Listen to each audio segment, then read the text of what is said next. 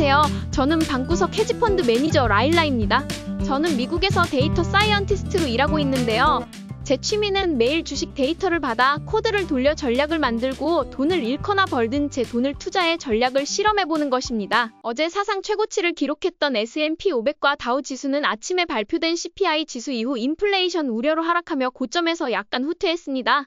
최고점을 돌파한 후 약간의 조정은 일반적이며 이번 하락폭이 크지 않았기 때문에 큰 우려는 없습니다. 현재 패드워치에 따르면 11월에 0.25% 금리 인하 가능성은 약 80%입니다.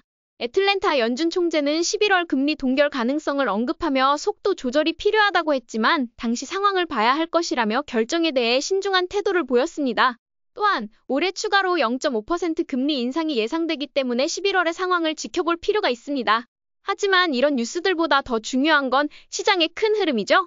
오늘도 주요 지표들 S&P 500 나스닥 지수, 다우 지수, 그리고 소형주 지수인 러셀 2000 지수를 분석해보면 S&P 500은 어제 최고점을 기록한 후 오늘 약간 하락했습니다. 하지만 이 정도 하락은 하락으로 보기도 어렵습니다. 9월 12일에 발생한 공격적 트레이딩 시그널이 여전히 유효하며 단기, 중기, 장기 이동평균선이 정배열을 이루어 우상향하고 있기 때문에 매도할 이유는 없습니다.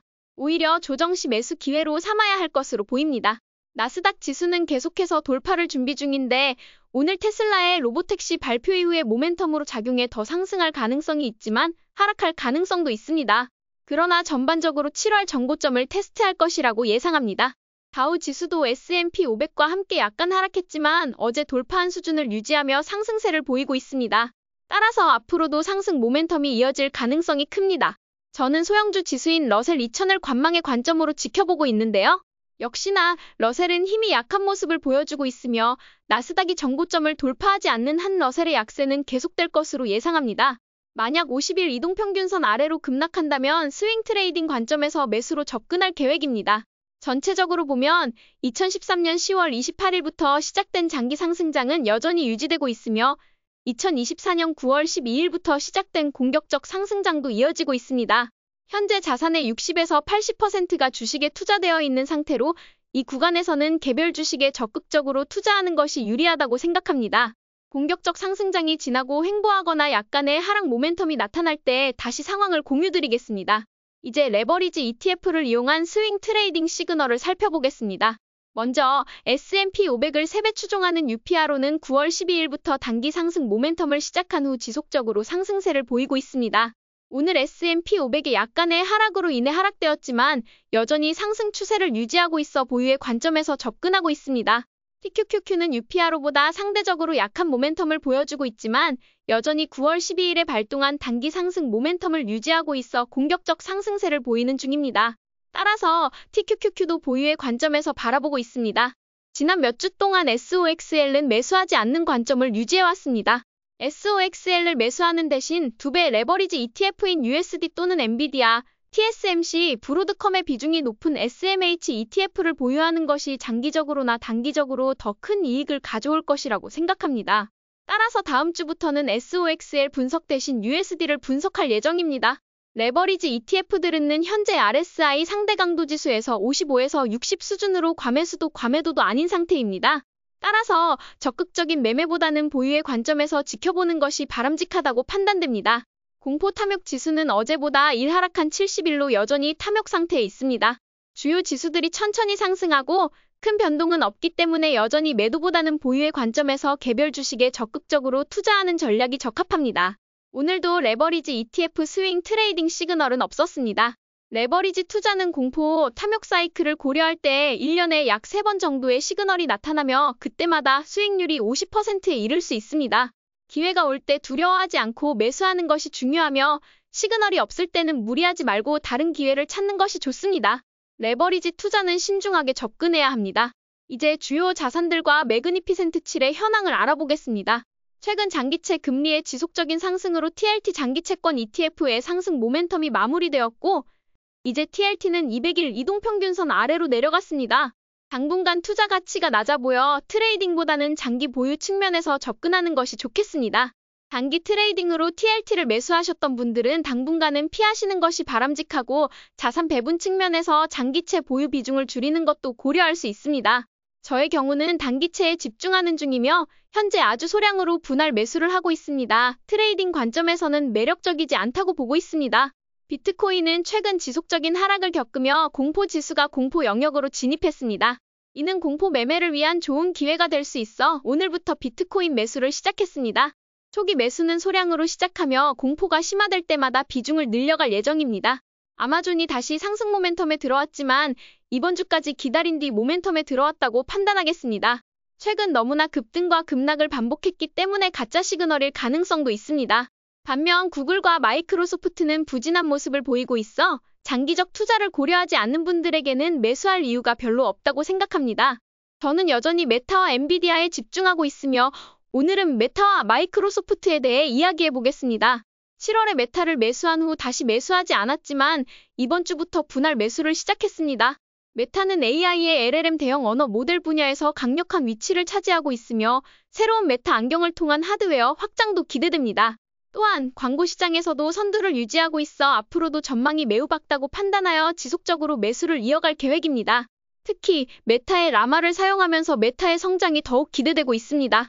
한편 마이크로소프트는 7월에 상승 모멘텀을 보인 이후 잠시 주춤하다가 최근 약간 반등하긴 했지만 하방 위험이 크기 때문에 단기 트레이딩으로 접근할 이유가 없어 보입니다. 다만 마이크로소프트는 펀더멘털이 강하고 장기적인 배당 성장주로서 매력적입니다. 배당을 고려하는 분들에게는 하락했을 때 매수를 고려해 볼 만한 주식입니다. 200일 이동평균선 아래로 내려가는 상황에서는 무리하게 리스크를 감수할 필요는 없다고 생각하며 트레이딩보다는 장기적 시각에서 바라보는 것이 좋습니다. 이와 같이 매그니피센트 7의 개별 주식들은 서로 다른 모멘텀을 보이고 있습니다. 따라서 매매 시에는 각 주식의 현재 모멘텀과 펀더멘털을 고려하여 신중하게 접근하는 것이 중요합니다. 이제 섹터와 산업을 살펴보겠습니다. 에너지 주식은 오늘 다시 상승 모멘텀을 시작했으나 지난주 초부터 상승이 시작되었다가 다시 주춤한 모습을 보였기 때문에 이번 주말까지 모멘텀이 지속되는지 확인이 필요합니다. 에너지 주식의 변동성이 높은 상태이므로 트레이딩에 빠르게 대응할 수 있는 분들만이 접근하는 것이 바람직합니다. 오늘은 헬스케어와 사이버 보안 산업에 대해 중점적으로 알아보겠습니다. 헬스케어 섹터는 전반적으로 상승하지는 않았지만 그 중에서도 헬스케어 플랜 산업이 상대적으로 견고한 모습을 보였습니다. 오늘은 United Health Group UNH, The Cigna Group CI, CVS Health Corporation CVS 이 세 주식의 현황을 살펴보겠습니다. 먼저 United Health Group입니다. 이 회사는 Eli Lilly에 이어 시가총액이 높은 헬스케어 주식 중 하나입니다. 7월 6일부터 상승 모멘텀을 보이기 시작했으며 7월 말부터는 횡보와 상승을 반복하며 지지선과 저항선을 형성해왔습니다. 최근에는 추가적인 횡보가 이어지며 저항선을 돌파하여 모멘텀이 재개될지 주목하고 있습니다.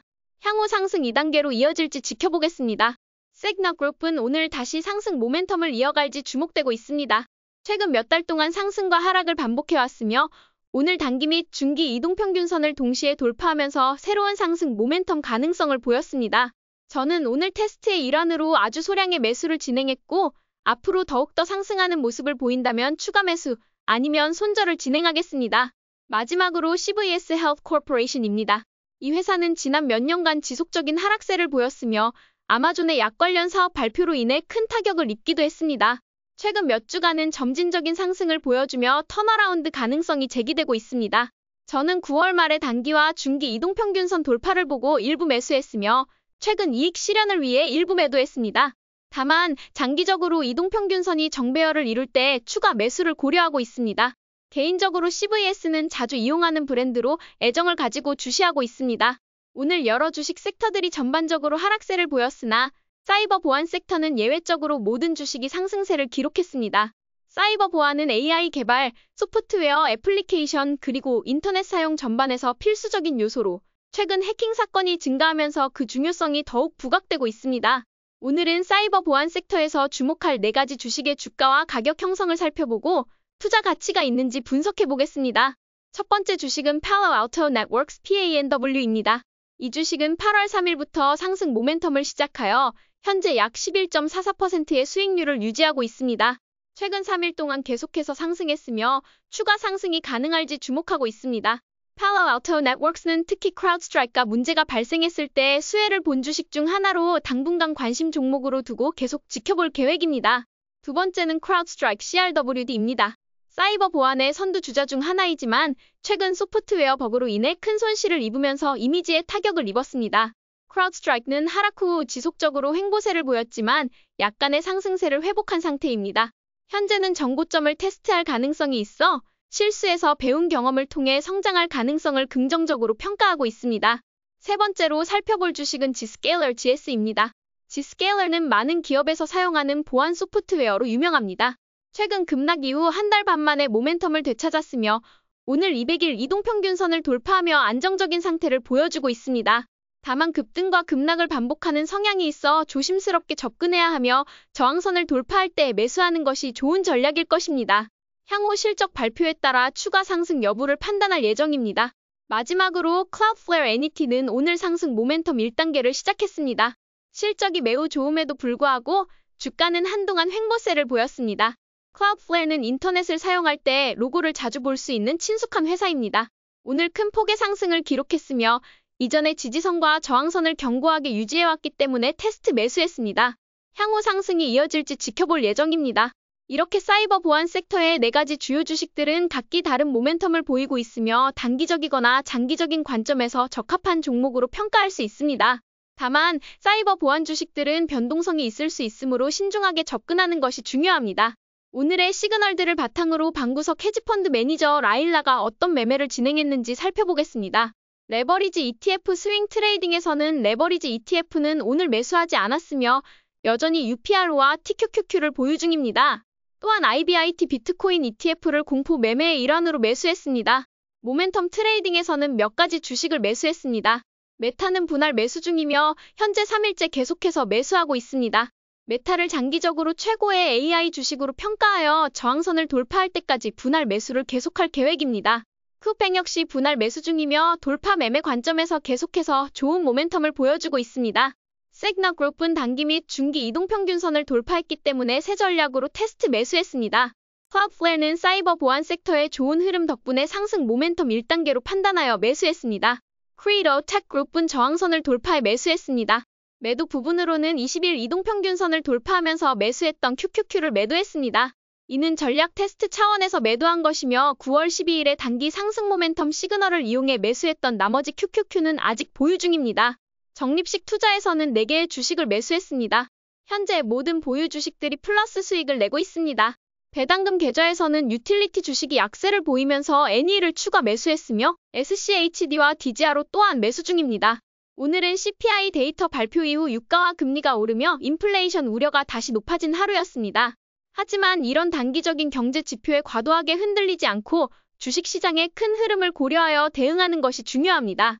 현재 상승장인지 하락장인지 공격적인 상승장인지 단순한 상승장인지를 지속적으로 확인하여 주식 비중을 조정하는 것이 필요합니다. 적립식 투자자에게는 단기 지표가 큰 의미가 없겠지만 트레이딩 관점에서는 이러한 지표를 확인하며 수익 기회를 찾는 것이 중요합니다.